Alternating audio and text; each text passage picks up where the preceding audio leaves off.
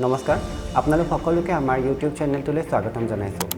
আগন্তুক ভিডিঅ'ত যেহেতু আমাৰ লুইট স্কলাৰ আৰু লুইট ফেলোৰ বিষয়ে আপোনালোকৰ লগত আলোচনা কৰা হৈছিলে সেই হেতু আজি আমাৰ অধ্যায়ৰ তৃতীয়টো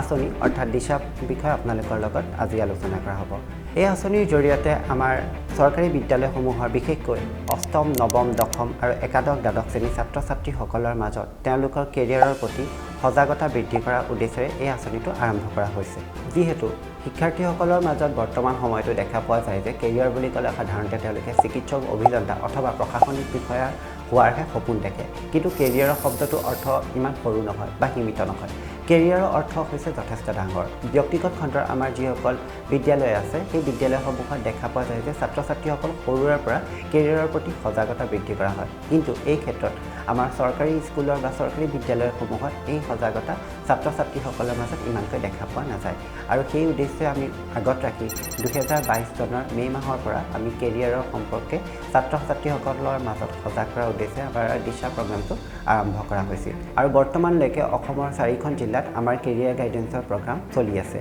আৰু সেইকেইখন হৈছে বৰপেটা বজালি কামৰূপ ৰুৰেল আৰু মাজুলী ইতিমধ্যে এই আঁচনিৰ জৰিয়তে আমি বৰ্তমানলৈকে প্ৰায় 25,000 ছাত্ৰ-ছাত্ৰীসকলৰ মাজত কেৰিয়াৰৰ প্ৰতি বা তেওঁলোকক কেৰিয়াৰ গাইডেন্সৰ প্ৰতি আমি সজাগতা বৃদ্ধি কৰিবলৈ সক্ষম হৈছোঁ 25,000 ছাত্ৰ-ছাত্ৰীসকলৰ মাজত কেৰিয়াৰ গাইডেন্স অনুষ্ঠান পৰিৱেশন কৰাৰ পিছত আমি এখন তালিকা প্ৰস্তুত কৰিছিলোঁ য'ত দেখা পোৱা যায় যে প্ৰায় 29% ছাত্ৰ-ছাত্ৰীয়ে তেওঁলোকে কেৰিয়াৰ গাইডেন্স প্ৰগ্ৰাম আৰম্ভ হোৱাৰ আগতে বাছনি কৰা কেৰিয়াৰটো পাছলৈ তেওঁলোকে সলনি কৰা দেখা যায় অৰ্থাৎ আমি ক'ব পাৰোঁ যে আমাৰ কেৰিয়াৰ গাইডেন্সৰ অনুষ্ঠানটিৰ পিছত তেওঁলোকে নিজে মনে মিলা কেৰিয়াৰটো বাছি ল'বলৈ সক্ষম হৈছে অৰ্থাৎ আমি আমাৰ উদ্দেশ্যত কম পৰিমাণে হ'লেও সফল হৈছোঁ আগলৈও আমাৰ এই কেৰিয়াৰ গাইডেন্সৰ প্ৰগ্ৰাম আমি অসমৰ প্ৰতিখন জিলাতে কৰিবলৈ আগ্ৰহী আশা কৰোঁ আপোনালোকে এই ক্ষেত্ৰত আমাক সহায় সহযোগিতা আগবঢ়াব আশা কৰোঁ আমাৰ অধ্যায়ৰ তৃতীয়টো আঁচনি দিশাৰ বিষয়ে আপোনালোকে জানি ভালে পালে লগতে বিভিন্ন কেৰিয়াৰৰ ভিডিঅ' আমাৰ লুইট ফেলো ইউটিউব চেনেলটো উপলব্ধ আছে আপোনালোকে সেইখিনিতো গৈও চাব পাৰে